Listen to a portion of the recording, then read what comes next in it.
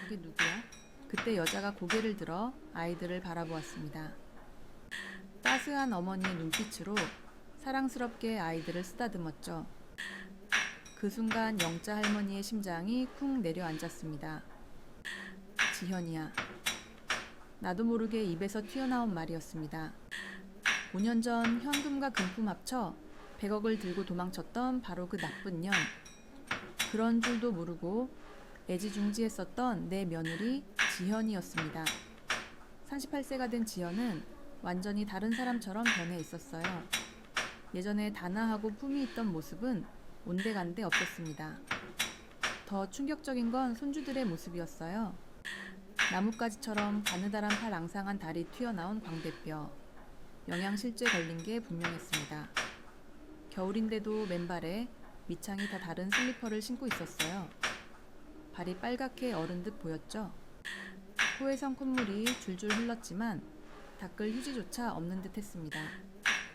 형아, 나 아직도 배고파.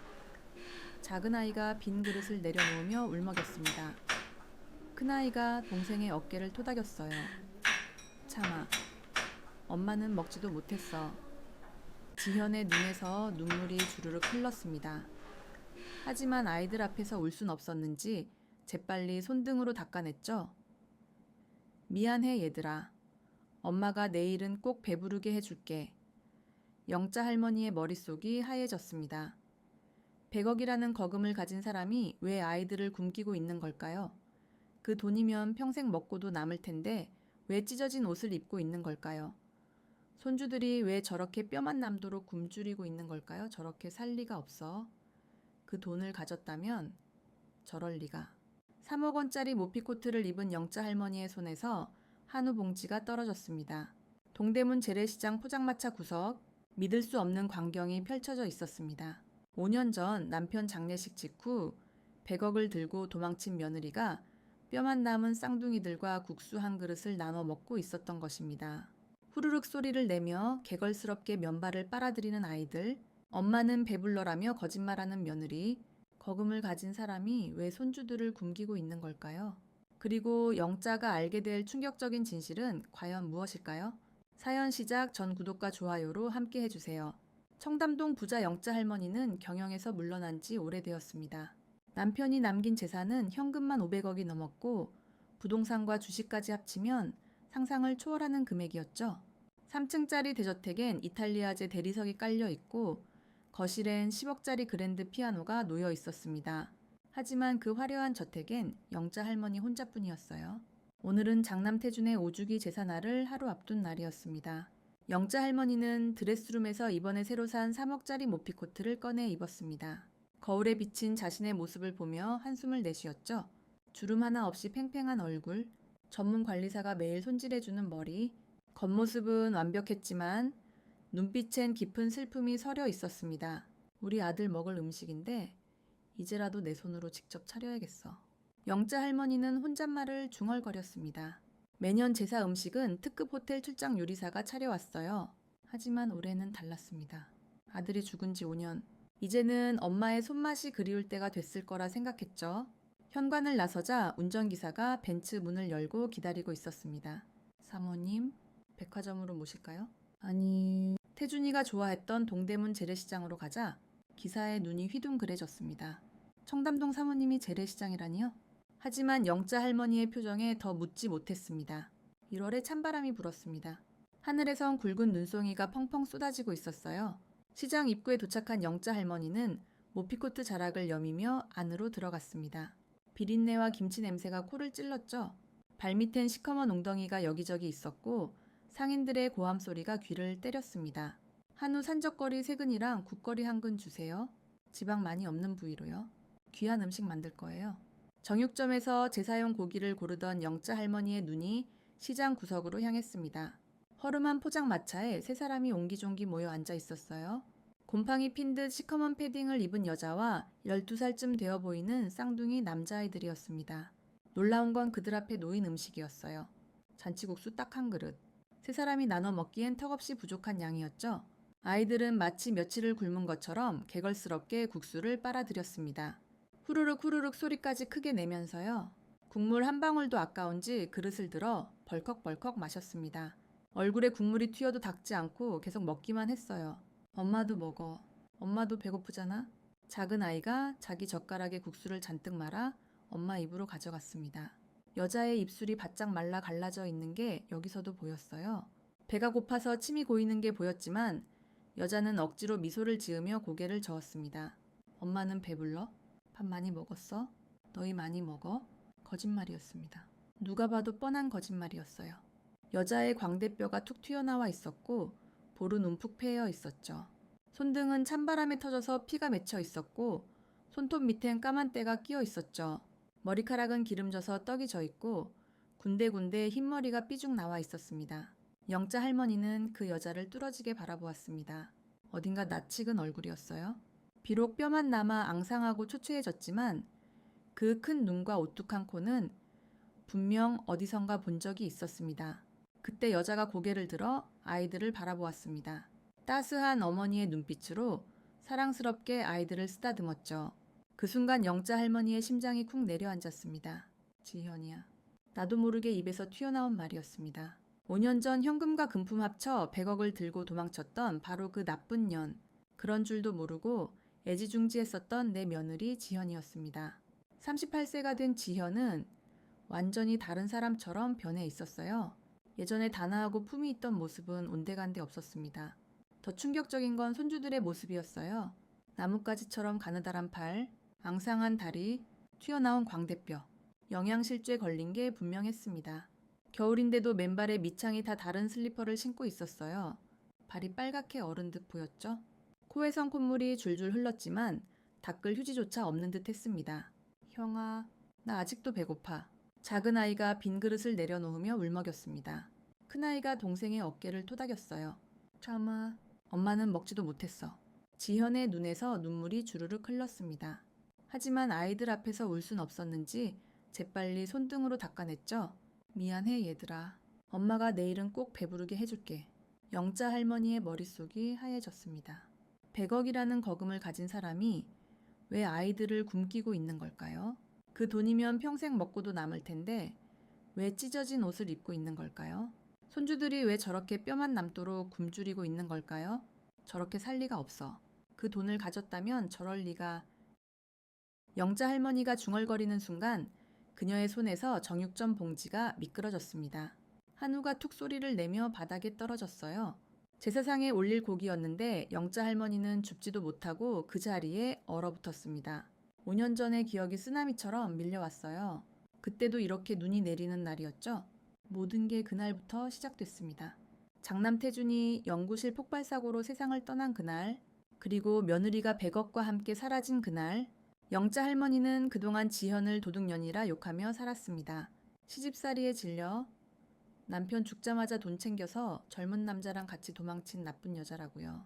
하지만 지금 눈앞의 광경은 그 믿음을 완전히 부수고 있었습니다. 100억을 가진 도둑이 아이들과 국수 한 그릇을 나눠 먹으며 굶주릴 리 없으니까요. 자신은 한 입도 먹지 않고 아이들에게 양보하는 어머니가 도둑일 리 없으니까요. 세 사람이 자리에서 일어났습니다. 지현이 아이들의 손을 잡고 시장을 빠져나가고 있었어요. 뒷모습이 너무나 초라하고 가련해 보였습니다. 영자 할머니는 그들을 따라가고 싶었지만 발이 떨어지지 않았어요. 무슨 말을 해야 할지, 어떤 표정을 지어야 할지 모르겠었습니다. 눈발은 점점 거세졌고 세 사람의 모습은 하얀 눈 속으로 사라져 갔습니다. 영자 할머니는 떨어뜨린 한우를 줍지도 못한 채 그 자리에 한참을 서 있었어요. 차가운 눈송이가 얼굴에 닿았습니다. 그게 눈이 녹은 건지 아니면 눈물이 흐른 건지 알 수 없었습니다. 머릿속이 흔들리기 시작했습니다. 5년간 굳게 믿어왔던 진실이 거짓일지도 모른다는 생각이 들었어요. 어쩌면 자신이 크나큰 오해를 하고 있었을지도 모른다는 불안감이 밀려왔습니다. 영자 할머니는 시장에서 집으로 돌아온 뒤 서재에 홀로 앉아 있었습니다. 책상 위에 놓인 액자 속 태준이 웃는 얼굴을 바라보며 그녀는 5년 전 그날로 돌아갔습니다. 2020년 1월이었어요. 태준이 운영하던 화학연구소에서 갑작스러운 폭발 사고가 일어났습니다. 새벽 3시에 걸려온 전화를 받고 영자 할머니는 맨발로 뛰쳐나갔죠. 병원 응급실에 도착했을 때 이미 태준은 하얀 천으로 덮여 있었습니다. 41세? 너무나 젊은 나이에 세상을 떠난 아들을 보며 영자 할머니는 그 자리에 주저앉아 울부짖었어요. 태준아, 내 새끼 엄마가 왔어. 일어나 봐. 옆에서 지현도 남편의 시신을 붙잡고 오열하고 있었습니다. 7살짜리 쌍둥이들은 무슨 일인지도 모른 차에 엄마 옆에서 덜덜 떨고만 있었죠. 장례식장은 조문객들로 인산인해를 이뤘습니다. 태주는 젊은 나이에 화학연구소를 운영하며 업계에서 촉망받는 인재였거든요. 3일장 내내 사람들이 끊이지 않았어요. 지현은 울다 지쳐 쓰러지기를 반복했고 영자 할머니도 정신이 반쯤 나간 상태였습니다. 그런데 이상한 건 둘째 아들 성호의 태도였어요. 형의 죽음 앞에서 눈물 한 방울 흘리지 않았습니다. 오히려 장례식장 한쪽에서 회사 직원들과 무언가를 열심히 의논하고 있었죠. 영자 할머니가 다가가 물었습니다. 성호야, 지금 뭐 하는 거니? 형이 맡던 프로젝트 인수해야 해요? 회사는 신경 써야죠. 차가운 목소리였습니다. 형이 죽은 지 이틀도 안 됐는데 벌써 회사 이야기라니요. 영자 할머니는 마음이 불편했지만 성호도 나름의 방식으로 슬픔을 사귀는 거라 생각했습니다. 장례식 마지막 날이었어요. 1월에 칼바람이 불어와 장례식장 안까지 냉기가 돌았습니다. 쌍둥이들이 추위에 떨며 제사를 지내고 있었죠. 코끝이 빨갛게 변한 아이들을 본 지현이 시어머니에게 다가왔습니다. 어머님, 애들이 너무 추워하는 것 같아요. 화장하러 가기 전에 집에 가서 아이들 두꺼운 옷이랑 담요 좀 챙겨오겠습니다. 지현의 얼굴은 사흘 내내 울어서 퉁퉁 부어 있었고 목소리는 쉬어 있었어요. 영자 할머니는 며느리의 손을 잡으며 고개를 끄덕였습니다. 그래, 얼른 다녀와라. 애들이 감기라도 걸리면 안 되지. 김 기사한테 차 빼라고 할게. 아니에요. 어머님, 애들 데리고 가서 옷도 갈아입히고 올게요. 택시 타고 가면 돼요. 지연은 검은 상복 위에 코트를 걸치고 장례식장을 나섰습니다. 금방 올 것 같던 지연은 1시간이 지나도 2시간이 지나도 돌아오지 않았습니다. 전화도 받지 않았죠. 그때 갑자기 둘째 아들 성호가 핸드폰을 들고 뛰어왔습니다. 엄마 큰일 났어요. 집에 있는 금고가 다 털렸대요. 뭐라고? 비서의 전화였습니다.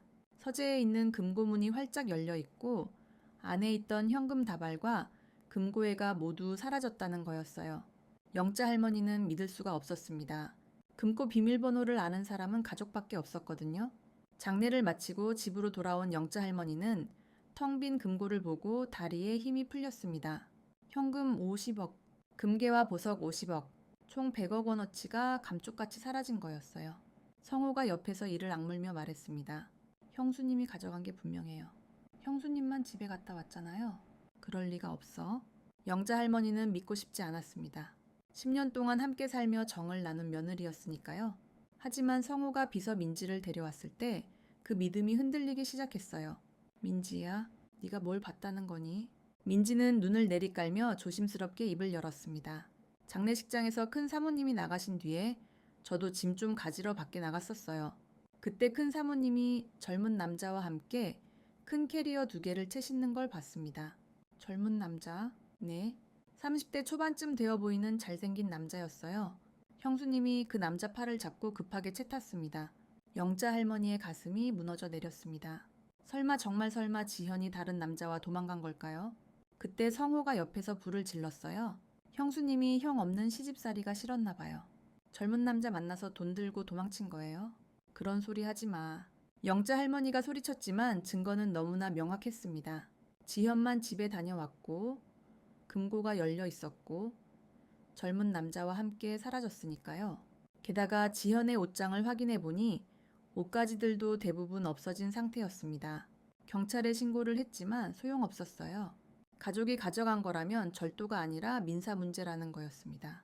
지현의 핸드폰은 꺼져 있었고 친정에 연락해봐도 모른다고만 했죠. 영자 할머니의 마음 한구석에선 의심이 자라나고 있었습니다. 지현이 정말 그런 여자였을까?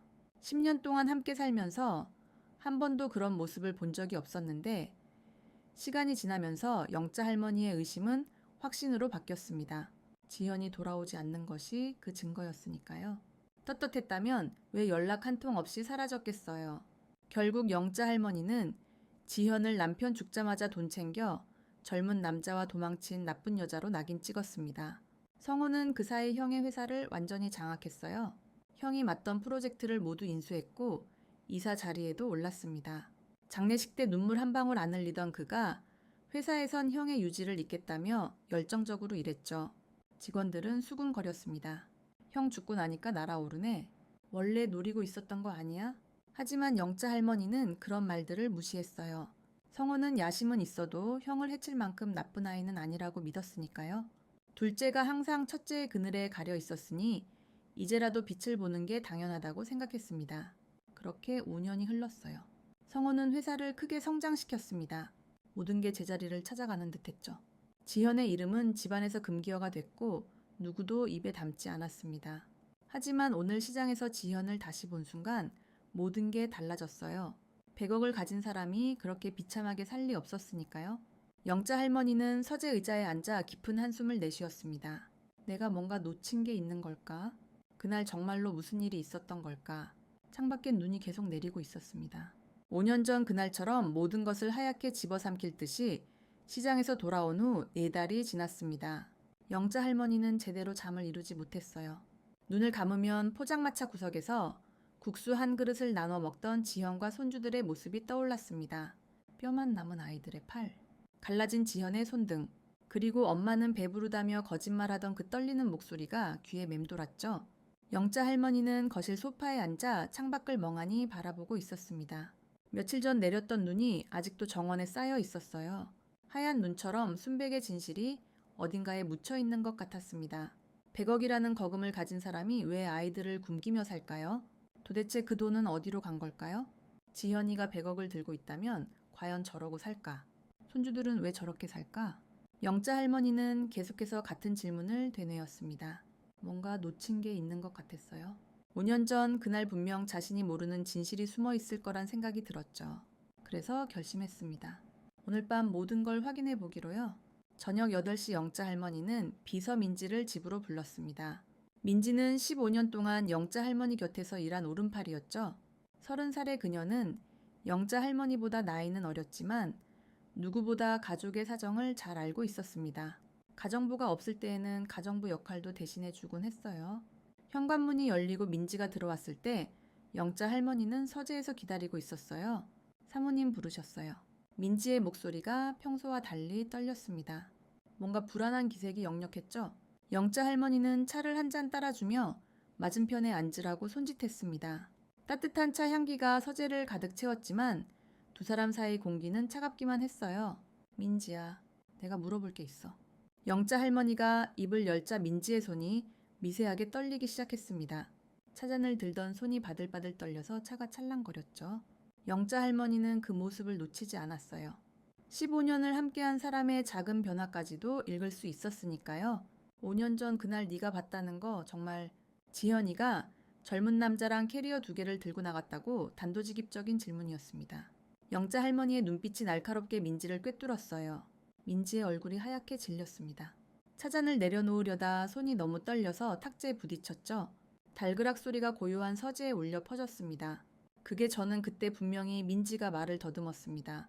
이마에 식은땀이 송글송글 맺혔고 눈동자는 이리저리 헤맸어요. 거짓말을 하는 사람의 전형적인 모습이었죠. 영자 할머니는 몸을 앞으로 기울이며 더욱 강하게 압박했습니다. 민지야, 내 눈 똑바로 봐. 정말로 네가 지현이를 봤어. 정말로 젊은 남자가 있었어. 민지의 입술이 파르르 떨렸습니다. 눈에는 이미 눈물이 고여 있었어요. 그녀는 고개를 숙이고 한참을 침묵했습니다. 서재의 시계 초침 소리만이 똑딱똑딱 울렸죠. 그 고요함이 너무나 무거워서 숨이 막힐 것 같았습니다. 사모님, 민지가 겨우 입을 열었습니다. 목소리는 울먹임으로 젖어 있었어요. 죄송합니다. 전 시킨 대로 했을 뿐이에요. 뭐라고? 영자 할머니의 눈이 휘둥그레졌습니다. 시킨 대로 했다니 누가 시켰다는 걸까요? 민지는 손수건으로 눈물을 닦으며 떨리는 목소리로 계속 말했습니다.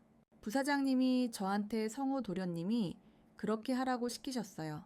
영자 할머니의 얼굴이 돌처럼 굳어졌습니다. 둘째 아들 성호가 민지에게 거짓 증언을 시켰다는 말이었어요. 도저히 믿을 수가 없었습니다. 하지만 민지의 눈빛은 진실을 말하고 있었죠.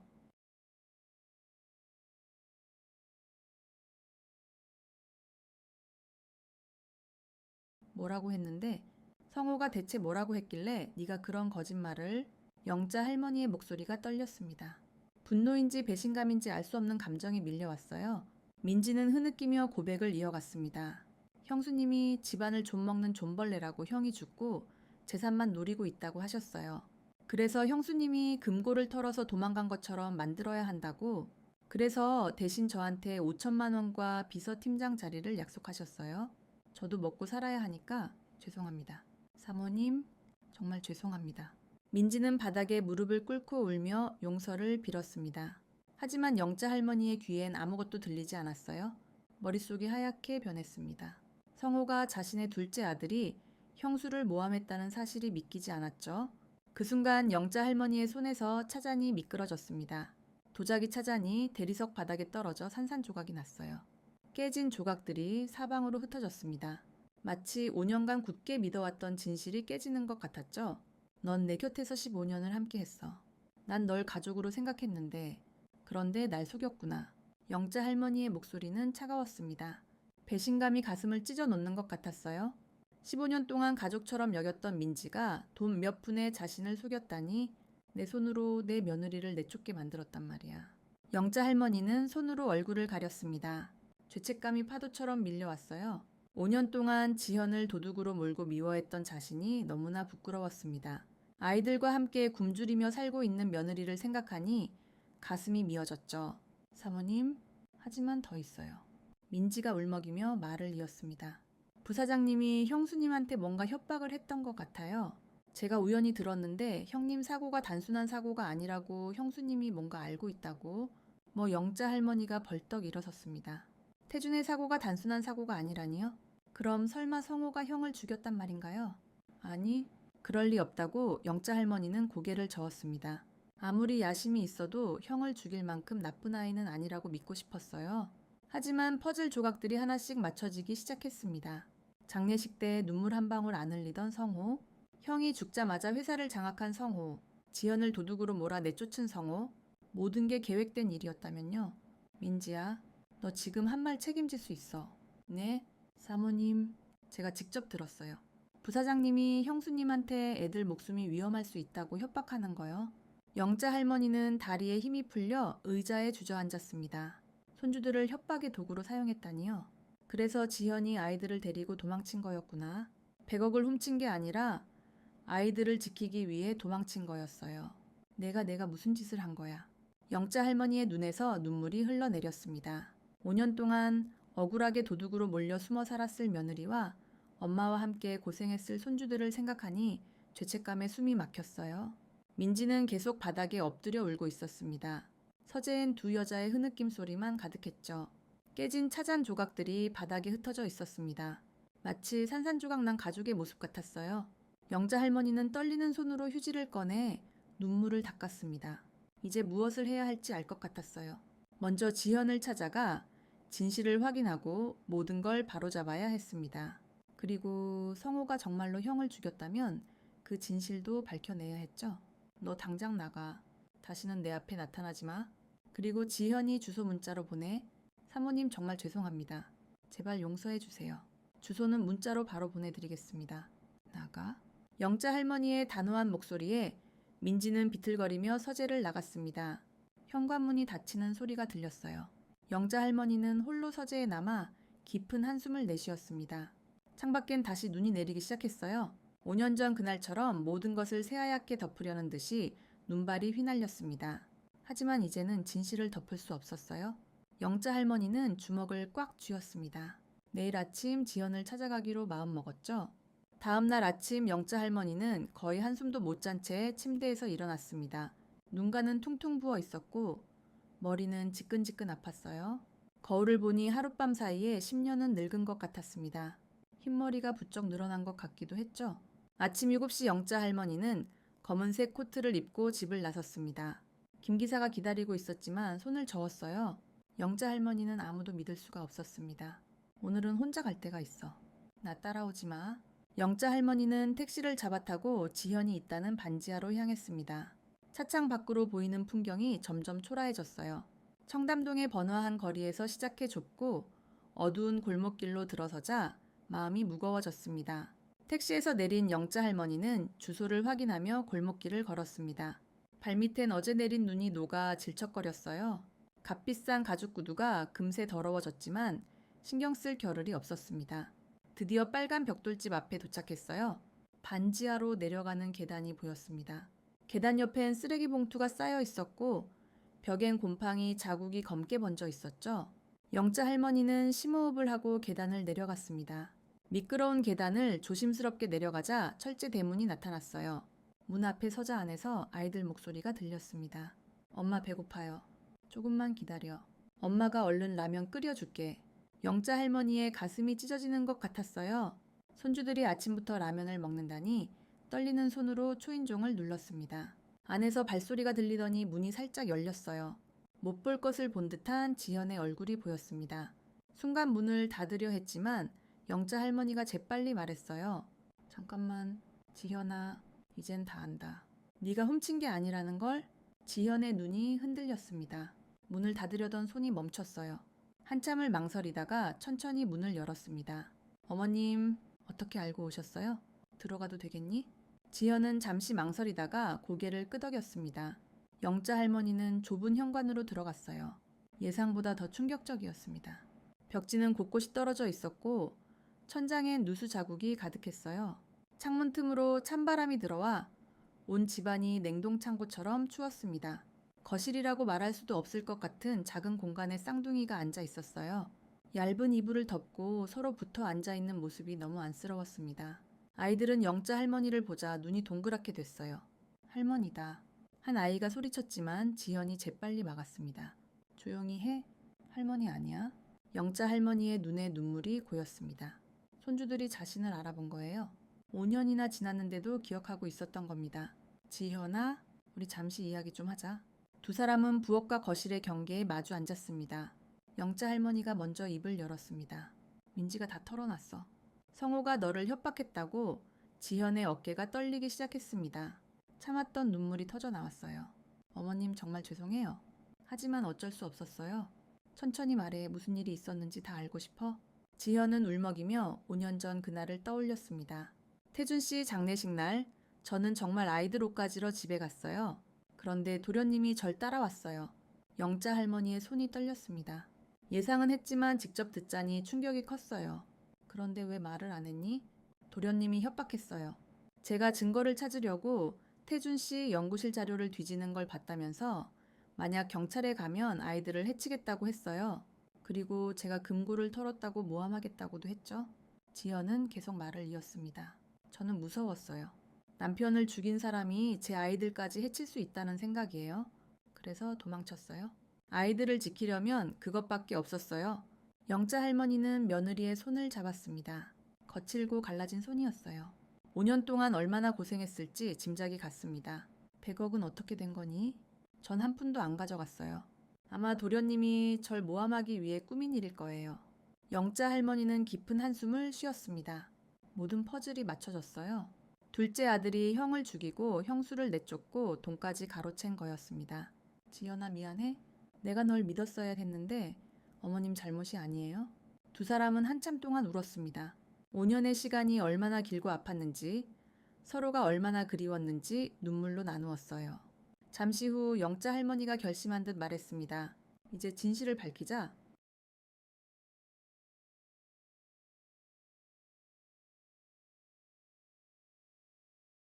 성우를 처벌받게 하고 너와 아이들의 명예를 회복시킬 거야. 지현은 고개를 저었습니다. 어머님, 증거가 없어요? 5년이나 지났잖아요. 방법이 있을 거야. 성우가 자백하게 만들면 돼. 영자 할머니는 지현의 눈을 똑바로 봤습니다. 너 혼자가 아니야. 이제 내가 함께 할게. 우리 손주들도 이제 고생 그만 시켜야지. 지현은 다시 눈물을 흘렸습니다. 이번엔 안도의 눈물이었어요. 5년 만에 처음으로 혼자가 아니라는 걸 느꼈습니다. 이야기 중에도 아이들은 배가 고픈지 자꾸 지현을 쳐다봤습니다. 영자 할머니는 지갑을 열어 현금을 꺼냈어요. 일단 이걸로 애들 먹을 것 좀 사와. 그리고 생활비는 보내줄 테니까 당분간은 여기서 지내. 성호가 알아차리면 안 되니까. 영자 할머니는 손주들의 머리를 쓰다듬었습니다. 아이들은 낯설어 하면서도 할머니 손길이 따뜻한지 미소를 지었어요. 할머니 맞죠? 작은 목소리로 한 아이가 물었습니다. 영자 할머니는 눈물을 참으며 고개를 끄덕였어요. 그래, 할머니야. 이제 할머니가 지켜줄게. 영자 할머니는 반지하를 나왔습니다. 계단을 오르며 주먹을 꽉 쥐었어요. 이제 성호와 대면할 차례였습니다. 내 뱃속에서 나온 아들이지만 용서할 수 없었어요. 형을 죽이고 가족을 파괴한 죄는 반드시 대가를 치러야 했습니다. 택시를 타고 집으로 돌아오는 길, 영자 할머니는 계획을 세웠습니다. 성호를 집으로 불러 자백을 받아내야 했어요. 녹음기를 준비하고 지현은 밖에서 대기시키고 혹시 모를 위험에 대비해야 할 것입니다. 창밖으로 다시 청담동이 보였습니다. 화려한 건물들이 햇빛에 반짝였어요. 하지만 영자 할머니의 마음은 반지하의 춥고 어두운 방에 머물러 있었습니다. 그곳에서 5년을 버틴 며느리와 손주들을 생각하니 가슴이 미어졌어요. 반지에서 돌아온 영자 할머니는 곧바로 서재로 들어갔습니다. 온몸이 떨렸어요. 분노인지 슬픔인지 구분이 안 될 정도로 감정이 뒤섞였죠. 책상에 앉아 깊은 숨을 내쉬었습니다. 지연의 말이 계속 머릿속을 맴돌았어요. 성호가 협박했다. 태준의 사고는 단순한 사고가 아니다. 이 두 마디가 뇌리에서 떠나지 않았습니다. 영자 할머니는 서랍을 열고 5년 전 자료들을 꺼냈어요. 태준의 사망진단서, 경찰조사 보고서, 화학연구소 사고 보고서, 그동안 한 번도 다시 보지 못했던 서류들이었습니다. 깊은 슬픔 속으로 끌어당기는 것 같아 꺼내볼 엄두조차 내지 않았었죠. 이제 다시 봐야 했습니다. 진실을 찾기 위해서요. 사고 보고서를 펼쳤습니다. 2020년 1월 15일 새벽 2시 17분 화학물질 폭발로 인한 사망. 원인은 실험 중 시약 혼합 실수. 영자 할머니는 고개를 저었어요. 태주는 그런 실수를 할 사람이 아니었습니다. 대학 때부터 실험실에서 일했고 안전을 누구보다 중요하게 생각했죠. 그때 한 가지 기억이 떠올랐습니다. 사고 직후 성호가 이상하리만큼 빨리 움직였던 것. 형의 장례식이 끝나기도 전에 회사 중역들을 불러 모았고 태준의 프로젝트를 자기가 이어받겠다고 선언했었죠. 그때는 충격에 빠져 있어서 제대로 생각하지 못했지만 지금 생각해보니 형의 프로젝트를 인수받을 준비가 완벽했었어요. 영자 할머니는 핸드폰을 들었습니다. 태준의 연구실 동료였던 이준호 박사에게 전화를 걸었어요. 여보세요. 박사님이신가요? 저 이태준 엄마입니다. 전화 너머로 놀란 목소리가 들렸어요. 아, 사모님, 오랜만입니다. 무슨 일이신지. 그때 일에 대해 다시 한번 여쭤보고 싶어서요. 만날 수 있을까요? 1시간 뒤 영자 할머니는 조용한 찻집에서 이준호를 만났습니다. 오랜만에 만난 이준호는 수척한 모습이었어요. 안경 너머 피곤한 눈이 보였죠. 사모님 갑자기 왜 그때 일을 박사님 솔직히 말씀해 주세요. 정말 단순한 사고라 생각하시나요? 이준호의 표정이 굳었습니다. 차잔을 만지작거리며 한참을 침묵했어요. 그리고 작은 목소리로 말했습니다. 사실 저도 의문이 들었습니다. 태준이 형은 매사에 꼼꼼한 사람이었거든요. 실험할 때에는 특히 더요. 영자 할머니는 몸을 앞으로 기울였습니다. 구체적으로 뭐가 이상했나요? 사고 전날이었어요. 이성호 부사장님이 연구실에 오셨습니다.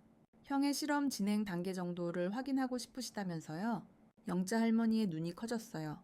이건 처음 듣는 얘기였습니다. 성호가 연구실에 왔다고요? 네. 1시간 정도 있다가 가셨어요? 그런데 다음날 아침에 실험실에 가보니 뭔가 달라져 있었습니다. 뭐가 달라져 있었죠? 이준호는 목소리를 낮췄습니다. 원래 향이 안 나는 시료에서 시큼한 냄새가 났어요. 마치 다른 화학 물질이 섞인 것처럼 영자 할머니의 심장이 쿵쾅거렸습니다. 그래서 어떻게 하셨어요? 태준이 형한테 말하려고 했는데 이미 실험을 시작한 뒤였어요.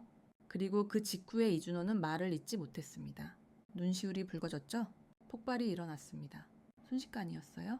아무것도 할 수 없었죠? 영자 할머니는 주먹을 꽉 쥐었습니다. 손톱이 손바닥을 파고들었지만 아픔을 느끼지 못했어요. 분노가 너무 컸기 때문이었죠. 그런데 왜 경찰에 말하지 않으셨어요? 경찰에 말했는데 증거가 없다고 바로 종결 처리해버렸어요.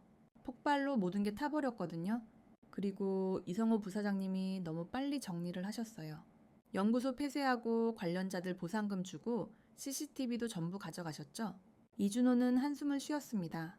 증거 보존한다고 하셨는데 그 뒤로 아무 소식이 없었어요. 영자 할머니는 이제 확신했습니다. 성호가 형의 시료를 바꿨고 그로 인해 폭발이 일어난 거였어요. 계획적인 살인이었던 겁니다. 찻집을 나온 영자 할머니는 깊은 생각에 잠겼습니다. 하지만 5년이나 지난 지금 어떻게 증명할 수 있을까요?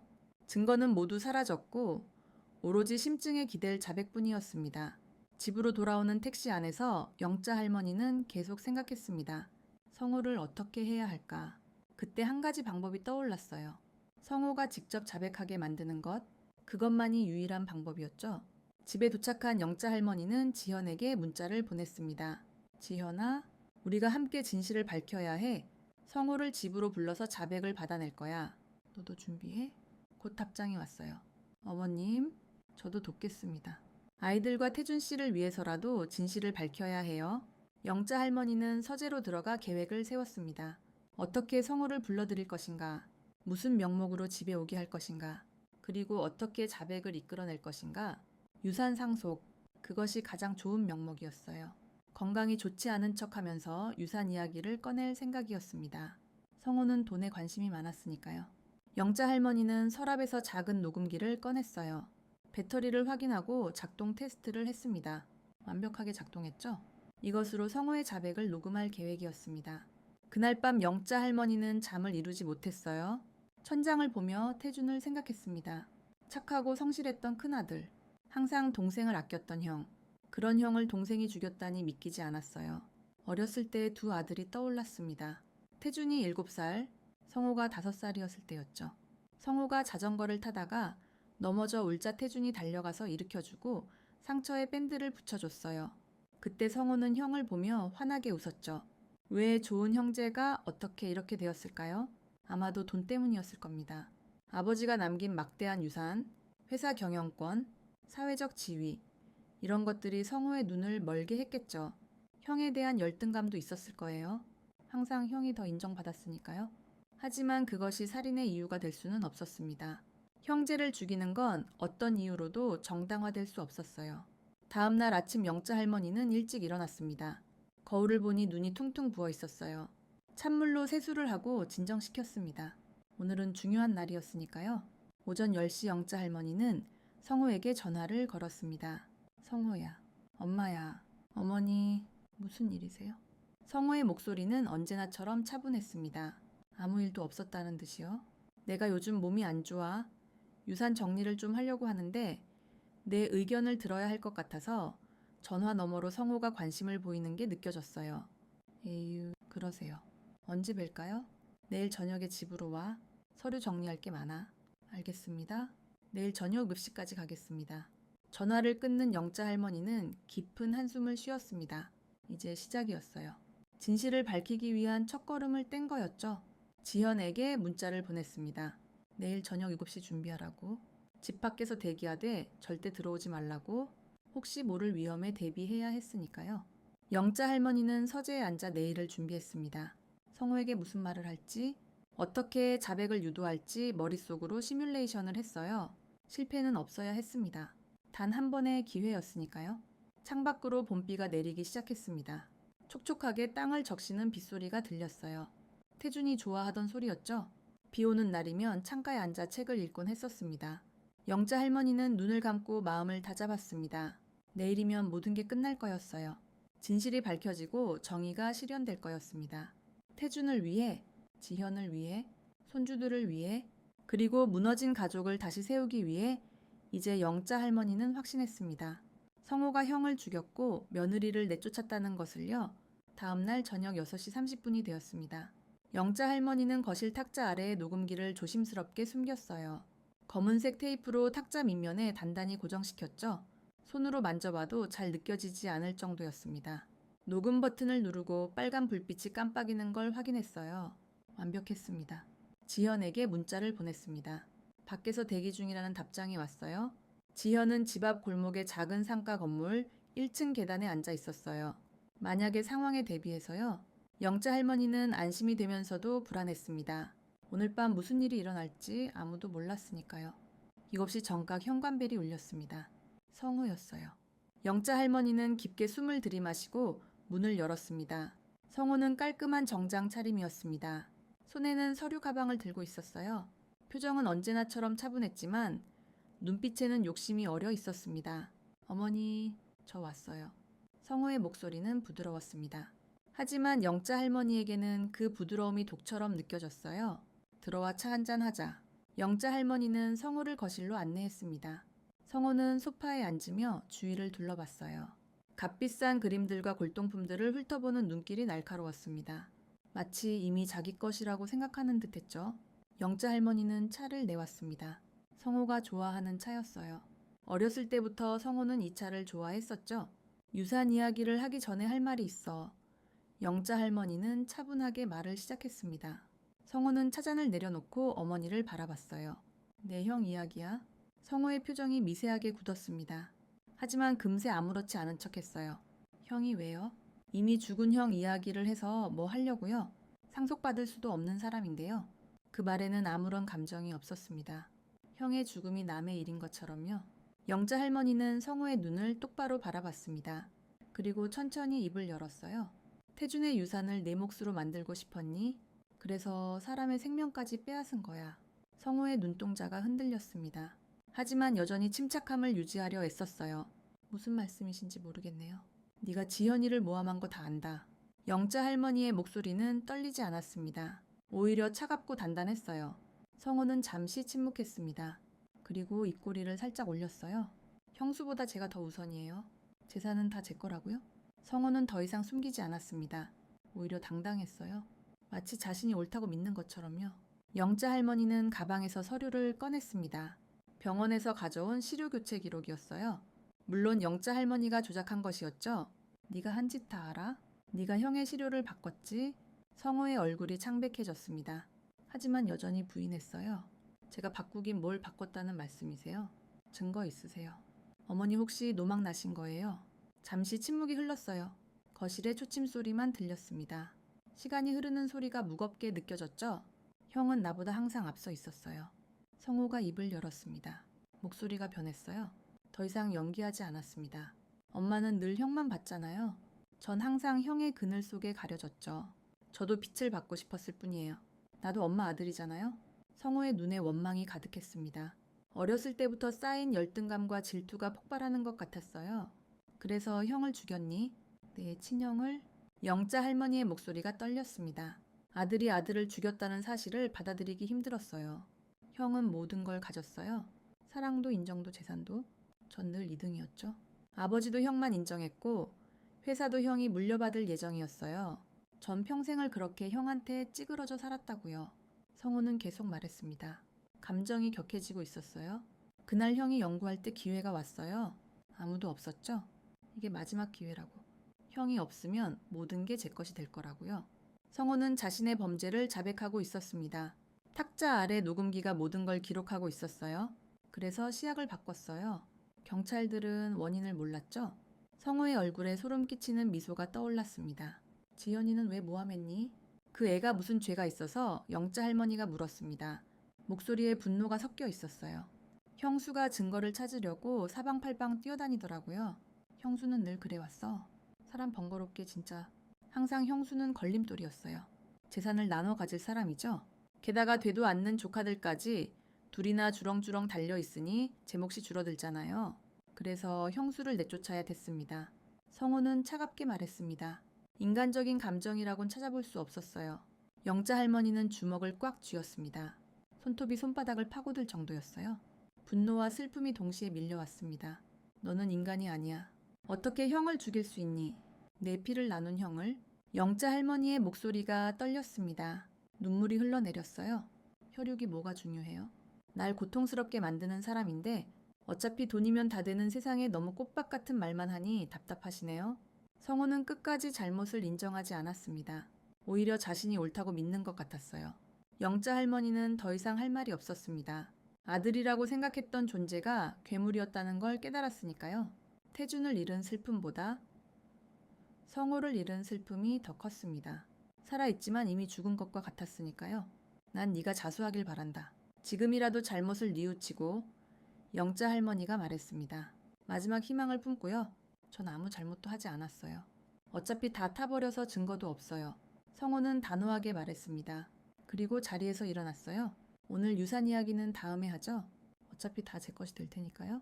성호가 돌아서려는 순간 탁자 밑에서 깜빡이는 빨간 불빛이 성호의 눈에 들어왔습니다. 성호의 시선이 탁자 아래로 향했습니다. 빨간 불빛이 규칙적으로 깜빡이고 있었어요. 녹음기였죠. 성호의 얼굴이 순식간에 일그러졌습니다. 분노와 배신감이 뒤섞인 표정이었어요. 어머니, 오늘날 집으로 부르신 이유가 따로 있으셨군요. 재밌네요. 진짜... 성호의 목소리가 차갑게 변했습니다. 더 이상 아들의 목소리가 아니었어요. 괴물의 목소리였죠. 영자 할머니는 탁자 밑에서 녹음기를 꺼냈습니다. 더 이상 숨길 필요가 없었으니까요. 이걸로 네 죄를 세상에 밝힐 거야. 우리 태준이를 위해 5년을 고생한 지현이를 위해 영자 할머니의 목소리는 단호했습니다. 성호는 주머니에서 무언가를 꺼냈어요. 작은 유리병이었습니다. 안에 투명한 액체가 들어있었죠? 그래요. 엄마는 순순히 저에게 유산을 줄 리가 없다고 항상 생각해왔어요. 그런데 갑자기 유산 타령을 하시니 꿍꿍이가 있겠다 싶어서 저도 제 빗장의 카드를 챙겨왔죠. 성호는 유리병을 바닥에 던졌습니다. 병이 깨지면서 액체가 흘러나왔어요. 순간 매캐한 냄새가 코를 찔렀습니다. 화학약품 냄새였어요. 보아하니 하늘에 있는 태준이 형이 많이 보고 싶으신가 봐요. 엄마 지금까지 못 해드린 효도 해드릴게요. 그렇게 좋아하는 형 만나러 가셔야죠. 형이 느꼈던 고통을 엄마도 느끼게 해드리죠. 성호는 차분하게 설명했습니다. 마치 실험을 설명하는 과학자처럼요. 생각보다 유산을 더 빨리 받게 되었네요.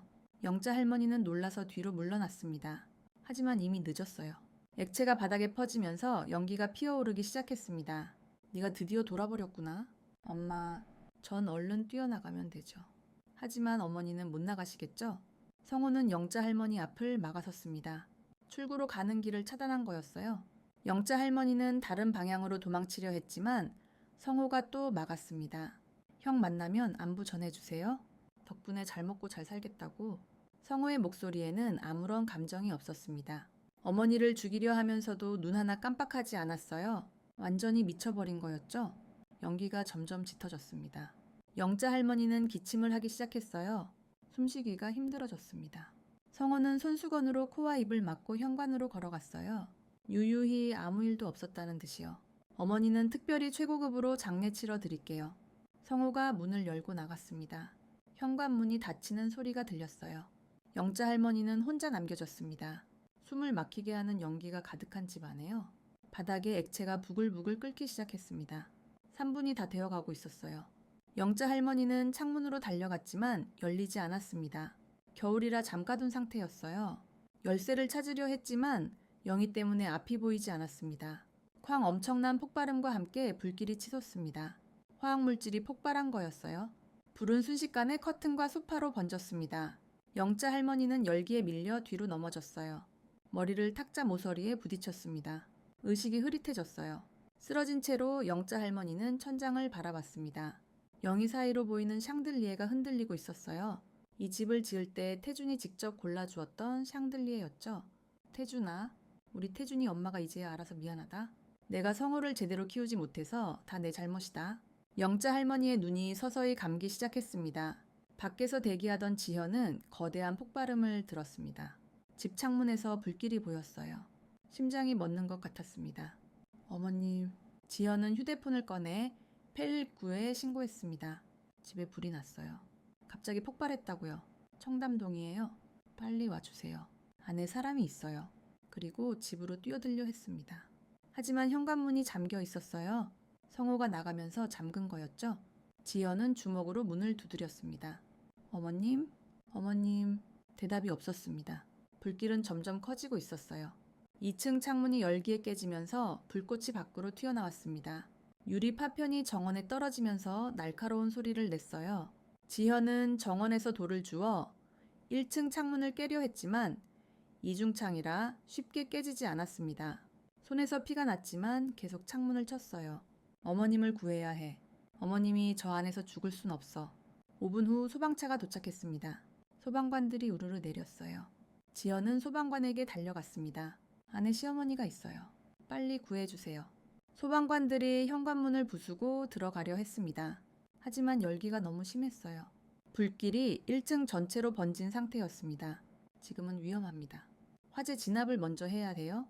소방대장이 말했습니다. 하지만 지연은 기다릴 수 없었어요.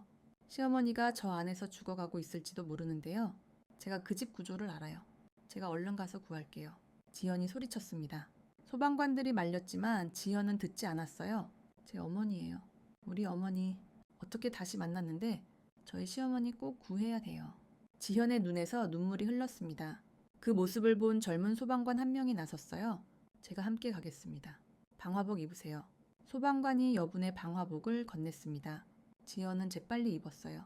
무거웠지만 지금은 그런 게 중요하지 않았습니다. 방화복을 입으면서도 손이 떨렸어요. 두 사람은 산소 마스크를 쓰고 집 안으로 들어갔습니다. 안은 지옥 같았어요. 불길이 사방에서 춤추고 있었고 연기로 앞이 보이지 않았습니다. 열기가 방화복을 뚫고 들어왔어요. 천장에서 타들어가는 나무 조각이 떨어졌습니다. 어머님 어디 계세요? 지현이 소리쳤습니다. 대답이 없었어요. 거실로 향했지만 불길이 막고 있었습니다. 지현은 부엌으로 돌아갔어요. 이 집에서 10년을 살았으니 구조를 잘 알고 있었죠. 부엌 지나 작은 복도가 나왔습니다. 거실로 통하는 또 다른 길이었어요. 지현은 그쪽으로 갔습니다. 소방관이 뒤를 따랐어요. 복도 벽에 걸린 가족 사진들이 열기에 녹아내리고 있었습니다. 태준과 결혼 사진도 그중 하나였죠. 거실에 도착했습니다. 연기 속에서 희미하게 사람의 형체가 보였어요. 영자 할머니였습니다. 탁자 옆에 쓰러져 있었어요. 어머님, 지현이 달려갔습니다. 영자 할머니는 의식이 없었어요. 숨은 쉬고 있었지만 아주 약했습니다. 지현과 소방관이 영자 할머니를 들어올렸어요. 생각보다 가벼웠습니다. 최근 스트레스로 많이 야윈 탓이었죠. 둘은 영자 할머니를 안고 밖으로 나가려 했습니다. 하지만 왔던 길이 불길로 막혔어요. 다른 길을 찾아야 했습니다. 창문으로 가요. 소방관이 소리쳤습니다. 거실 창문으로 갔어요. 소방관이 도끼로 창문을 깼습니다. 신선한 공기가 들어왔지만 동시에 불길이 더 거세졌어요. 산소가 공급되면서 불이 더 커진 거였죠. 밖에서 다른 소방관들이 사다리를 놓았습니다. 지연과 소방관은 영자 할머니를 조심스럽게 창밖으로 넘겼어요. 대기하던 소방관들이 받아서 사다리로 내렸습니다. 지연도 창문으로 나가려 했습니다. 그 순간 천장이 무너지기 시작했어요. 불에 탄 나무 기둥이 지연 쪽으로 떨어졌습니다. 조심해요. 소방관이 지연을 밀쳤습니다. 지연은 옆으로 넘어졌고 기둥은 소방관의 어깨를 스쳤어요. 세 사람은 간신히 창밖으로 나왔습니다. 사다리를 타고 내려오는 동안 지연은 계속 기침을 했어요. 유독가스를 너무 많이 마신 거였어요. 사다리 중간쯤에서 지연의 다리에 힘이 풀렸습니다. 소방관이 지연을 붙잡았어요. 조금만 더 버티세요. 하지만 지연의 시야가 흐려지기 시작했습니다. 어머님은 구했어? 이제 됐어. 땅에 발이 닿자마자 지연은 쓰러졌습니다. 의식이 희미해졌어요. 마지막으로 본 것은 구급차에 실려가는 시어머니의 모습이었습니다. 그리고 지연도 의식을 잃었어요. 구급차 안에서 구급대원들이 지연에게 산소를 공급했습니다. 하지만 반응이 없었어요. 맥박이 약해지고 있었습니다. 빨리 병원으로 구급대원이 소리쳤습니다. 구급차는 사이렌을 울리며 병원으로 달렸어요. 지연의 생명이 위태로웠습니다. 불길 속에서 시어머니를 구했지만 자신은 살 수 있을지 알 수 없었어요. 구급차 안에서 구급대원은 지연의 가방에서 떨어진 사진을 발견했습니다. 태준과 함께 찍은 가족 사진이었어요. 행복했던 시절, 내 식구가 함께 웃고 있는 사진. 구급대원은 사진을 지연의 손에 쥐어주었습니다. 가족분들이 기다리고 계실 거예요. 제발 조금만 더 버텨주세요. 병원 중환자실의 하얀 불빛이 지연의 창백한 얼굴을 비추고 있었습니다. 산소 마스크를 쓴 차에 누워있는 며느리를 보며 영자 할머니는 눈물을 멈출 수가 없었어요. 옆 침대는 자신의 자리였지만 영자 할머니는 의사의 만류를 뿌리치고 지현 곁을 지켰습니다. 제발 일어나렴. 영자 할머니는 지현의 차가운 손을 꼭 잡았습니다. 손등에 눈물이 떨어졌어요. 3일째였습니다. 지현이 의식을 잃은 지 3일이 지났는데도 깨어나지 못하고 있었어요. 의사가 병실로 들어왔습니다. 차트를 확인하며 고개를 저었어요. 환자분이 유독 가스를 너무 많이 마셨습니다. 폐 손상이 심각해요. 언제 깨어날지는 장담할 수 없습니다. 영자 할머니의 가슴이 무너져 내렸습니다. 자신 때문이었어요. 자신이 성호를 집으로 불러들였고 그 때문에 지현이 이렇게 되었습니다. 선생님 제발 살려주세요. 뭐든 할게요. 돈이 얼마가 들어도 상관없어요. 영자 할머니는 의사의 가운을 붙잡고 애원했습니다. 평생 남에게 고개 숙인 적 없던 그녀였지만 지금은 달랐어요. 최선을 다하겠습니다. 일단 환자분이 스스로 이겨내야 해요. 의사가 나간 뒤 영자 할머니는 휴대폰을 꺼냈습니다. 비서에게 전화를 걸었어요. 동네 최고의 폐 전문의를 모셔와 그리고 24시간 특별 간호사도 배치하고 전화를 끊고 영자 할머니는 복도로 나갔습니다. 대기실에 손주들이 있었어요. 12살이 된 쌍둥이들이 의자에 앉아 있었습니다. 아이들의 눈이 퉁퉁 부어 있었어요. 할머니, 엄마는 언제 일어나요? 민우가 물었습니다. 떨리는 목소리였어요. 영자 할머니는 민우를 꼭 안아주었습니다. 곧 일어날 거야. 엄마는 강한 사람이니까. 하지만 영자 할머니도 확신할 수 없었습니다. 미녀가 울음을 터뜨렸어요. 엄마 보고 싶어요. 저 엄마 없으면 안 돼요. 영자 할머니는 민혁이도 품에 안았습니다. 두 아이를 안고 함께 울었어요. 할머니와 손주들이 병원 복도에서 서로를 의지하며 울고 있었습니다. 민우야, 미녀야, 할머니가 미안해. 너희 엄마를 할머니가 지켜주지 못했어. 영자 할머니의 목소리가 떨렸습니다. 민우가 고개를 들어 할머니를 바라봤어요. 할머니, 엄마가 우리한테 말했어요. 할머니가 우리를 정말 많이 찾으셨다고. 미녀도 고개를 끄덕였습니다. 우리도 할머니 보고 싶었어요. 엄마가 매일 할머니 이야기했거든요. 할머니는 무서운 분이 아니라고요. 영자 할머니의 가슴이 미어지는 것 같았습니다. 자신을 내쫓은 시어머니를 아이들에게 나쁘게 말하지 않은 며느리, 오히려 이해하려 했던 며느리, 영자 할머니는 더욱 목 놓아 울었습니다. 그날 밤 영자 할머니는 병실 의자에 앉아 지현을 지켰습니다. 창밖으로 달빛이 들어왔어요. 지현의 얼굴이 달빛에 비쳐 더욱 창백해 보였습니다. 지현아, 미안해. 나 때문이야. 다 나 때문이야. 영자 할머니는 혼자 중얼거렸습니다. 지현은 대답할 수 없었지만 영자 할머니는 계속 말했어요. 네가 우리 태준이를 얼마나 사랑했는지 이제야 알았어? 네가 이 집을 얼마나 지키려 했는지도. 그런데 난 너를 믿지 못했어. 영자 할머니의 목소리가 떨렸습니다. 후회가 밀려왔어요. 내가 진짜 엄마였다면 너를 믿었을 거야. 그런데 난 체면만 생각했어. 눈물이 멈추지 않았습니다. 영자 할머니는 지현의 손을 더 꽉 잡았어요. 이제는 네가 내가 살아야 할 이유야. 제발 일어나. 이제야 진짜 가족이 뭔지 알았는데 이대로 끝낼 수는 없잖아. 치료가 시작되었습니다. 24시간 간호사가 배치되었고 의료진이 교대로 지현을 돌봤습니다. 영자 할머니는 모든 비용을 아끼지 않았어요. 지현을 잃는 게 죽음보다 두려웠으니까요. 영자 할머니는 낮에는 병원에서 지현을 돌보고 저녁에는 손주들을 돌봤습니다. 아이들을 위해 밥을 해주고 숙제를 봐주고 잠자리에서 책을 읽어주었어요. 평생 처음 해보는 일들이었지만 이상하게 힘들지 않았습니다. 어느 날 저녁 영자 할머니는 아이들 도시락을 싸고 있었습니다. 내일 소풍이 있다고 했거든요. 김밥을 마는 그녀의 손이 서툴렀지만 정성만큼은 가득했어요. 평생 남손에 맡겼던 일을 이 나이에 김밥을 싸고 있네. 영자 할머니는 혼잣말을 했습니다. 하지만 이상하게 힘들지 않았어요. 오히려 마음이 따뜻해졌습니다. 민우가 부엌으로 들어왔습니다. 할머니 뭐해요? 내일 소풍 가잖아. 김밥 싸주는 거야? 와, 할머니가 직접이요? 민우의 눈이 반짝였습니다. 영자 할머니는 손주의 머리를 쓰다듬었어요. 할머니, 오늘 학교에서 그림 그렸어요. 민우가 그림을 보여주었습니다. 가족 그림이었어요. 엄마, 할머니, 동생, 그리고 하늘에 있는 아빠까지 그려져 있었습니다. 우리 가족이에요. 엄마가 일어나면 보여줄 거예요. 영자 할머니는 민우를 안아주었습니다. 이 아이들이 얼마나 외로웠을까요?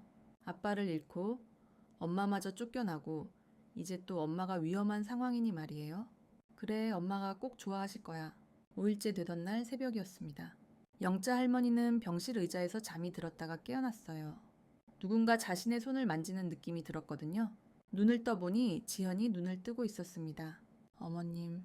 지현의 목소리는 아주 작았지만 분명히 들렸어요. 영자 할머니는 놀라서 벌떡 일어났습니다. 지현아? 정신이 드니? 영자 할머니는 지현의 얼굴을 어루만졌습니다. 지현이 미소를 지었어요. 어머님은 괜찮으세요? 다치지 않으셨어요? 깨어나자마자 시어머니를 걱정하는 며느리를 보며 영자 할머니는 또 울음이 터졌습니다. 내가 괜찮은 게 뭐가 중요해. 네가 이렇게 됐는데. 영자 할머니는 지현의 손을 꼭 잡았습니다. 이번에는 지현의 손이 따뜻했어요. 아이들은요. 걱정 마. 학교도 잘 다니고 밥도 잘 먹어. 내일 소풍 가는데 내가 김밥도 싸줬어. 지현의 눈에 눈물이 고였습니다. 어머님이 직접이요? 그래. 처음 해봤는데 생각보다 재미있더라. 지현은 안심한 듯 눈을 감았다가 다시 떴습니다. 어머님 죄송해요. 제가 미리 말씀을 드렸어야 됐는데 무슨 소리야. 내가 미안하지? 널 의심하고 쫓아내고 영자 할머니의 목소리가 떨렸습니다. 지현이 고개를 저었어요. 어머님 잘못이 아니에요. 어머님도 힘드셨잖아요. 아들을 잃으셨는데 지현이 잠시 말을 멈췄습니다. 그리고 조심스럽게 말을 이어갔어요. 어머님, 사실 가장 힘들었던 건 아이들이 아빠 없는 것도 서러운데 엄마마저 도둑 취급받는 걸 알게 될까봐 그래서 더 멀리 도망쳤어요. 아이들이 진실을 모르게 하려고 영자 할머니의 심장이 쿵 내려앉았습니다. 그래서 그렇게 반지해서 힘들게 살면서도 연락을 안 한 거구나. 네, 아이들한테는 엄마가 일이 바빠서 할머니에 못 간다고만 했어요. 아이들이 할머니를 미워하게 하고 싶지 않았어요. 영자 할머니는 며느리의 손을 두 손으로 꼭 감쌌습니다. 지현아, 너 정말 더 이상 말을 잇지 못했습니다. 목이 메였거든요. 의사가 들어와서 지현을 진찰했습니다. 위험한 고비는 넘겼다고 했습니다. 일주일만 더 입원하시면 퇴원 가능할 것 같습니다. 영자 할머니는 안돼 한숨을 쉬었습니다. 지현이 살아났어요. 기적이었습니다. 그날 오후 영자 할머니는 아이들을 데리고 병실에 왔습니다. 민우와 미녀가 엄마 침대 옆으로 달려갔어요. 지현은 아이들을 꼭 안았습니다. 가늘게 떨리는 팔로요. 영자 할머니는 그 모습을 보며 조용히 미소 지었습니다. 이제야 진짜 가족의 모습을 보는 것 같았어요. 엄마 할머니가 김밥 싸줬어. 할머니 김밥 진짜 맛있어? 민우가 자랑스럽게 말했습니다. 지현이 시어머니를 바라봤어요. 영자 할머니는 쑥스러운 듯 웃었습니다. 맛은 장담 못해? 처음 싸본 거라. 어머님, 고맙습니다. 지현의 눈에서 또 눈물이 흘렀습니다. 하지만 이번에는 슬픔의 눈물이 아니었어요. 감사의 눈물이었습니다. 그날 밤 아이들이 돌아간 후 영자 할머니는 지현 곁에 남았습니다. 이제 퇴원하면 우리 같이 살자. 영자 할머니가 말했습니다. 지현이 놀란 표정으로 물었어요. 정말 그래도 되나요? 그래, 이제 다시 그곳에서 살자. 우리 모두 함께? 지현은 말없이 고개를 끄덕였습니다. 5년 만에 다시 집으로 돌아간다는 게 실감나지 않았어요. 하지만 시어머니의 따뜻한 손을 잡고 있으니 꿈이 아니라는 걸 알 수 있었습니다. 영자 할머니는 이제 다른 일에 집중하고 있었습니다. 바로 성우를 처벌하는 일이었어요. 아들이기 때문에 더욱 엄정하게 처벌받아야 한다고 생각했습니다. 너 당장 나가. 다시는 내 앞에 나타나지 마. 그리고 지연이 주소 문자로 보내. 사모님 정말 죄송합니다. 제발 용서해 주세요.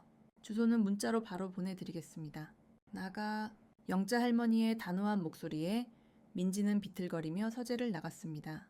현관문이 닫히는 소리가 들렸어요. 영자 할머니는 홀로 서재에 남아 깊은 한숨을 내쉬었습니다. 창밖엔 다시 눈이 내리기 시작했어요.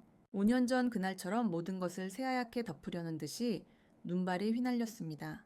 하지만 이제는 진실을 덮을 수 없었어요. 영자 할머니는 주먹을 꽉 쥐었습니다. 내일 아침 지현을 찾아가기로 마음먹었죠.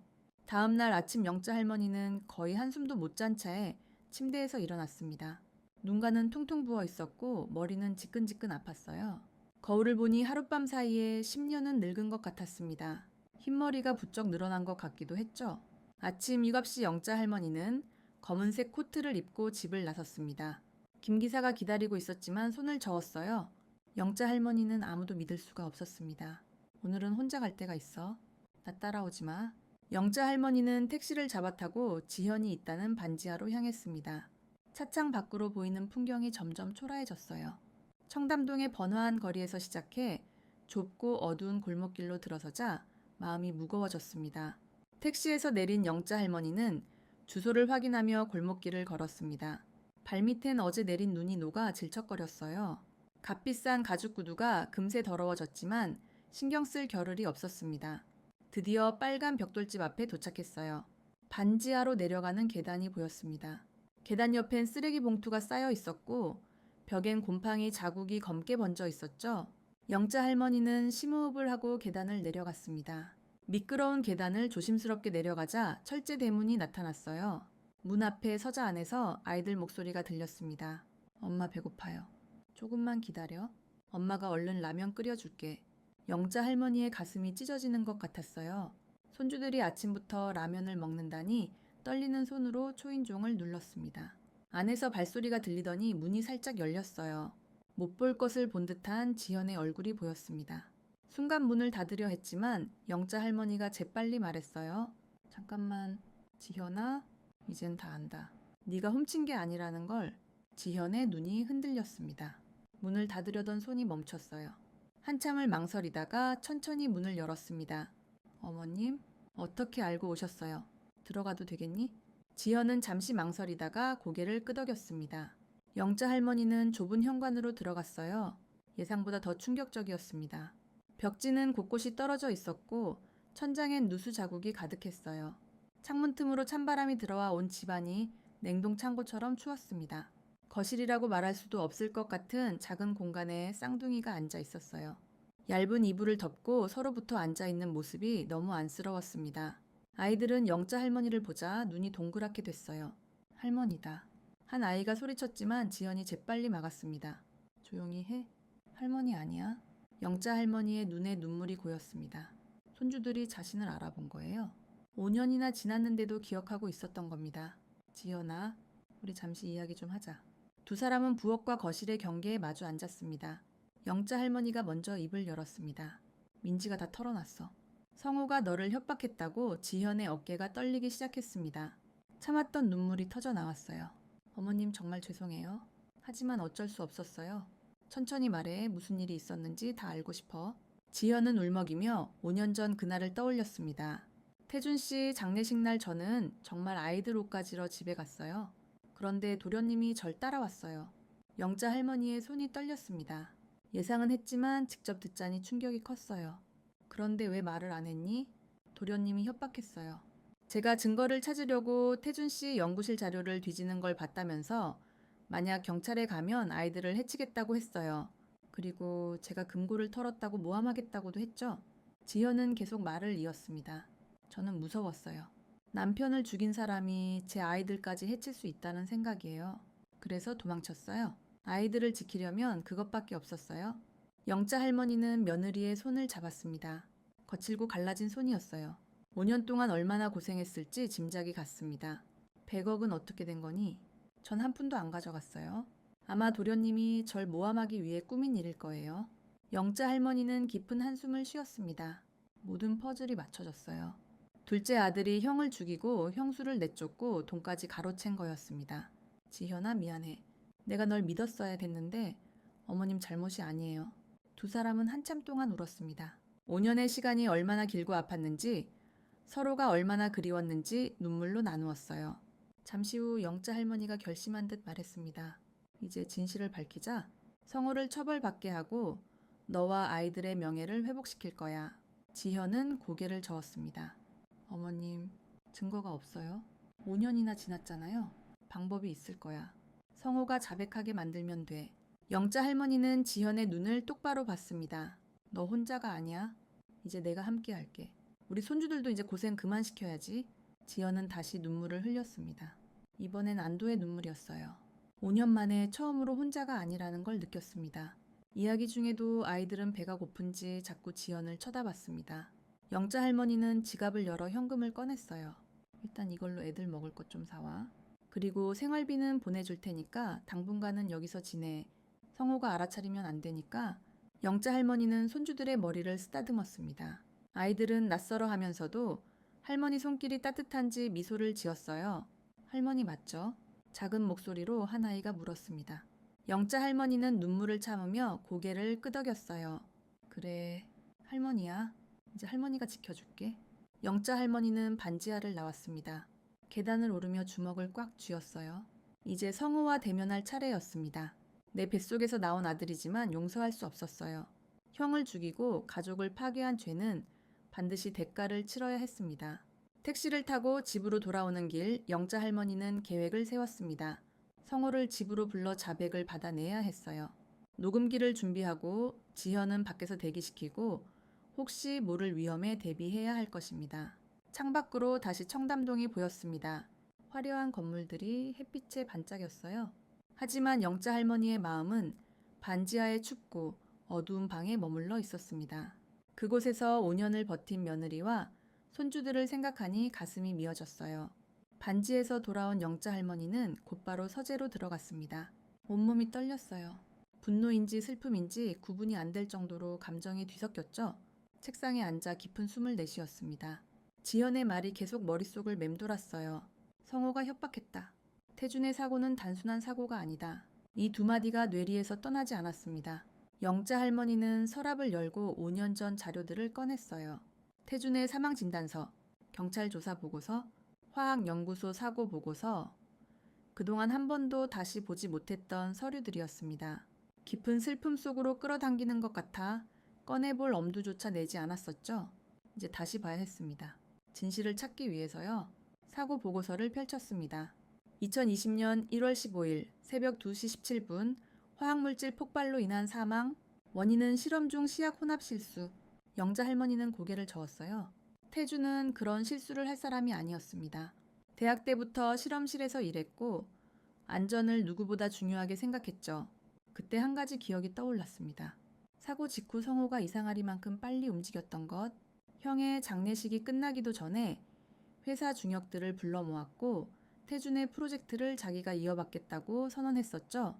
그때는 충격에 빠져 있어서 제대로 생각하지 못했지만 지금 생각해보니 형의 프로젝트를 인수받을 준비가 완벽했었어요. 영자 할머니는 핸드폰을 들었습니다. 태준의 연구실 동료였던 이준호 박사에게 전화를 걸었어요. 여보세요? 박사님이신가요? 저 이태준 엄마입니다. 전화 너머로 놀란 목소리가 들렸어요. 아이, 사모님, 오랜만입니다. 무슨 일이신지 그때 일에 대해 다시 한번 여쭤보고 싶어서요. 만날 수 있을까요? 1시간 뒤 영자 할머니는 조용한 찻집에서 이준호를 만났습니다. 오랜만에 만난 이준호는 수척한 모습이었어요. 안경 너머 피곤한 눈이 보였죠? 사모님 갑자기 왜 그때 일을 박사님 솔직히 말씀해 주세요. 정말 단순한 사고라 생각하시나요? 이준호의 표정이 굳었습니다. 차잔을 만지작거리며 한참을 침묵했어요. 그리고 작은 목소리로 말했습니다. 사실 저도 의문이 들었습니다. 태준이 형은 매사에 꼼꼼한 사람이었거든요. 실험할 때에는 특히 더요. 영자 할머니는 몸을 앞으로 기울였습니다. 구체적으로 뭐가 이상했나요? 사고 전날이었어요. 이성호 부사장님이 연구실에 오셨습니다. 형의 실험 진행 단계 정도를 확인하고 싶으시다면서요. 영자 할머니의 눈이 커졌어요. 이건 처음 듣는 얘기였습니다. 성호가 연구실에 왔다고요? 네.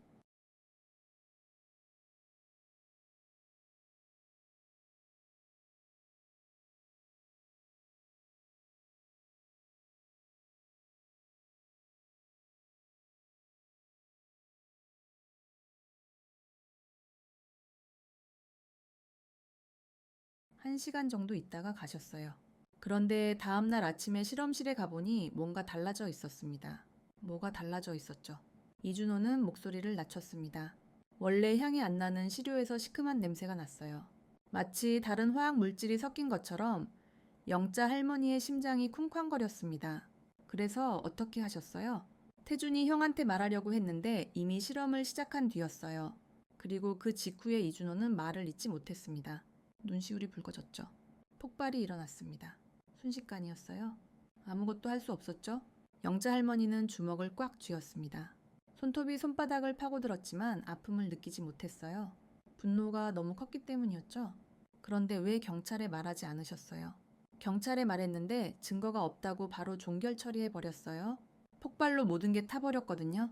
그리고 이성호 부사장님이 너무 빨리 정리를 하셨어요. 연구소 폐쇄하고 관련자들 보상금 주고 CCTV도 전부 가져가셨죠. 이준호는 한숨을 쉬었습니다. 증거 보존한다고 하셨는데 그 뒤로 아무 소식이 없었어요. 영자 할머니는 이제 확신했습니다. 성호가 형의 시료를 바꿨고 그로 인해 폭발이 일어난 거였어요. 계획적인 살인이었던 겁니다. 찻집을 나온 영자 할머니는 깊은 생각에 잠겼습니다. 하지만 5년이나 지난 지금 어떻게 증명할 수 있을까요? 증거는 모두 사라졌고 오로지 심증에 기댈 자백뿐이었습니다. 집으로 돌아오는 택시 안에서 영자 할머니는 계속 생각했습니다. 성호를 어떻게 해야 할까? 그때 한 가지 방법이 떠올랐어요. 성호가 직접 자백하게 만드는 것, 그것만이 유일한 방법이었죠. 집에 도착한 영자 할머니는 지현에게 문자를 보냈습니다. 지현아, 우리가 함께 진실을 밝혀야 해. 성호를 집으로 불러서 자백을 받아낼 거야. 너도 준비해. 곧 답장이 왔어요. 어머님, 저도 돕겠습니다. 아이들과 태준 씨를 위해서라도 진실을 밝혀야 해요. 영자 할머니는 서재로 들어가 계획을 세웠습니다. 어떻게 성호를 불러들일 것인가? 무슨 명목으로 집에 오게 할 것인가? 그리고 어떻게 자백을 이끌어낼 것인가? 유산 상속, 그것이 가장 좋은 명목이었어요. 건강이 좋지 않은 척하면서 유산 이야기를 꺼낼 생각이었습니다. 성호는 돈에 관심이 많았으니까요. 영자 할머니는 서랍에서 작은 녹음기를 꺼냈어요. 배터리를 확인하고 작동 테스트를 했습니다. 완벽하게 작동했죠. 이것으로 성호의 자백을 녹음할 계획이었습니다. 그날 밤 영자 할머니는 잠을 이루지 못했어요. 천장을 보며 태준을 생각했습니다. 착하고 성실했던 큰아들, 항상 동생을 아꼈던 형. 그런 형을 동생이 죽였다니 믿기지 않았어요. 어렸을 때 두 아들이 떠올랐습니다. 태준이 7살, 성호가 5살이었을 때였죠. 성호가 자전거를 타다가 넘어져 울자 태준이 달려가서 일으켜주고 상처에 밴드를 붙여줬어요. 그때 성호는 형을 보며 환하게 웃었죠. 우애의 좋은 형제가 어떻게 이렇게 되었을까요? 아마도 돈 때문이었을 겁니다. 아버지가 남긴 막대한 유산, 회사 경영권, 사회적 지위, 이런 것들이 성호의 눈을 멀게 했겠죠. 형에 대한 열등감도 있었을 거예요. 항상 형이 더 인정받았으니까요. 하지만 그것이 살인의 이유가 될 수는 없었습니다. 형제를 죽이는 건 어떤 이유로도 정당화될 수 없었어요. 다음 날 아침 영자 할머니는 일찍 일어났습니다. 거울을 보니 눈이 퉁퉁 부어 있었어요. 찬물로 세수를 하고 진정시켰습니다. 오늘은 중요한 날이었으니까요. 오전 10시 영자 할머니는 성호에게 전화를 걸었습니다. 성호야, 엄마야. 어머니, 무슨 일이세요? 성호의 목소리는 언제나처럼 차분했습니다. 아무 일도 없었다는 듯이요. 내가 요즘 몸이 안 좋아. 유산 정리를 좀 하려고 하는데 내 의견을 들어야 할 것 같아서 전화 너머로 성호가 관심을 보이는 게 느껴졌어요. 그러세요. 언제 뵐까요? 내일 저녁에 집으로 와. 서류 정리할 게 많아. 알겠습니다. 내일 저녁 7시까지 가겠습니다. 전화를 끊는 영자 할머니는 깊은 한숨을 쉬었습니다. 이제 시작이었어요. 진실을 밝히기 위한 첫걸음을 뗀 거였죠. 지현에게 문자를 보냈습니다. 내일 저녁 7시 준비하라고. 집 밖에서 대기하되 절대 들어오지 말라고. 혹시 모를 위험에 대비해야 했으니까요. 영자 할머니는 서재에 앉아 내일을 준비했습니다. 성호에게 무슨 말을 할지, 어떻게 자백을 유도할지 머릿속으로 시뮬레이션을 했어요. 실패는 없어야 했습니다. 단 한 번의 기회였으니까요. 창밖으로 봄비가 내리기 시작했습니다. 촉촉하게 땅을 적시는 빗소리가 들렸어요. 태준이 좋아하던 소리였죠? 비 오는 날이면 창가에 앉아 책을 읽곤 했었습니다. 영자 할머니는 눈을 감고 마음을 다잡았습니다. 내일이면 모든 게 끝날 거였어요. 진실이 밝혀지고 정의가 실현될 거였습니다. 태준을 위해, 지현을 위해, 손주들을 위해, 그리고 무너진 가족을 다시 세우기 위해 이제 영자 할머니는 확신했습니다. 성호가 형을 죽였고 며느리를 내쫓았다는 것을요. 다음 날 저녁 6시 30분이 되었습니다. 영자 할머니는 거실 탁자 아래에 녹음기를 조심스럽게 숨겼어요.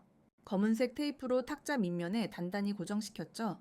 손으로 만져봐도 잘 느껴지지 않을 정도였습니다. 녹음 버튼을 누르고 빨간 불빛이 깜빡이는 걸 확인했어요. 완벽했습니다. 지현에게 문자를 보냈습니다. 밖에서 대기 중이라는 답장이 왔어요. 지현은 집 앞 골목의 작은 상가 건물 1층 계단에 앉아 있었어요. 만약의 상황에 대비해서요. 영자 할머니는 안심이 되면서도 불안했습니다. 오늘 밤 무슨 일이 일어날지 아무도 몰랐으니까요. 7시 정각 현관벨이 울렸습니다.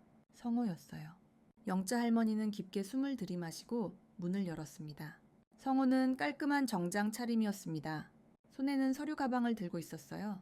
표정은 언제나처럼 차분했지만 눈빛에는 욕심이 어려 있었습니다. 어머니, 저 왔어요. 성호의 목소리는 부드러웠습니다. 하지만 영자 할머니에게는 그 부드러움이 독처럼 느껴졌어요. 들어와 차 한잔 하자. 영자 할머니는 성호를 거실로 안내했습니다. 성호는 소파에 앉으며 주위를 둘러봤어요. 값비싼 그림들과 골동품들을 훑어보는 눈길이 날카로웠습니다. 마치 이미 자기 것이라고 생각하는 듯했죠. 영자 할머니는 차를 내왔습니다. 성호가 좋아하는 차였어요. 어렸을 때부터 성호는 이 차를 좋아했었죠. 유산 이야기를 하기 전에 할 말이 있어 영자 할머니는 차분하게 말을 시작했습니다. 성호는 차잔을 내려놓고 어머니를 바라봤어요. 네, 형 이야기야. 성호의 표정이 미세하게 굳었습니다. 하지만 금세 아무렇지 않은 척 했어요. 형이 왜요? 이미 죽은 형 이야기를 해서 뭐 하려고요? 상속받을 수도 없는 사람인데요. 그 말에는 아무런 감정이 없었습니다. 형의 죽음이 남의 일인 것처럼요. 영자 할머니는 성호의 눈을 똑바로 바라봤습니다. 그리고 천천히 입을 열었어요. 태준의 유산을 네 몫으로 만들고 싶었니? 그래서 사람의 생명까지 빼앗은 거야. 성호의 눈동자가 흔들렸습니다. 하지만 여전히 침착함을 유지하려 애썼어요. 무슨 말씀이신지 모르겠네요. 네가 지연이를 모함한 거 다 안다. 영자 할머니의 목소리는 떨리지 않았습니다. 오히려 차갑고 단단했어요. 성호는 잠시 침묵했습니다. 그리고 입꼬리를 살짝 올렸어요. 형수보다 제가 더 우선이에요. 재산은 다 제 거라고요? 성호는 더 이상 숨기지 않았습니다. 오히려 당당했어요. 마치 자신이 옳다고 믿는 것처럼요. 영자 할머니는 가방에서 서류를 꺼냈습니다. 병원에서 가져온 시료 교체 기록이었어요. 물론 영자 할머니가 조작한 것이었죠. 네가 한 짓 다 알아? 네가 형의 시료를 바꿨지? 성호의 얼굴이 창백해졌습니다. 하지만 여전히 부인했어요. 제가 바꾸긴 뭘 바꿨다는 말씀이세요? 증거 있으세요?